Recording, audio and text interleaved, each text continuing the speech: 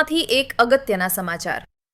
ગુજરાતમાં ચાલી રહેલી એસઆઈઆર પ્રક્રિયા દરમિયાન સામાન્ય નાગરિકોને ફોર્મ ભરવાની પ્રક્રિયામાં ભારે હાલાકીનો સામનો કરવો પડી રહ્યો છે।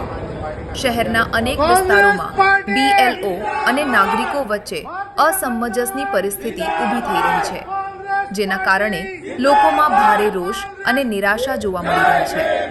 આ અંગે સુરત શહેર કોંગ્રેસ સમિતિને છેલ્લા કેટલાક દિવસોથી મોટી સંખ્યામાં ફરિયાદો મળી રહી છે। સતત આવતી સમસ્યાઓને ધ્યાનમાં લેતા શહેર કોંગ્રેસ સમિતિએ આ મુદ્દાને મુખ્ય ચૂંટણી અધિકારી સુધી પહોંચાડવાનો નિર્ણય કર્યો છે।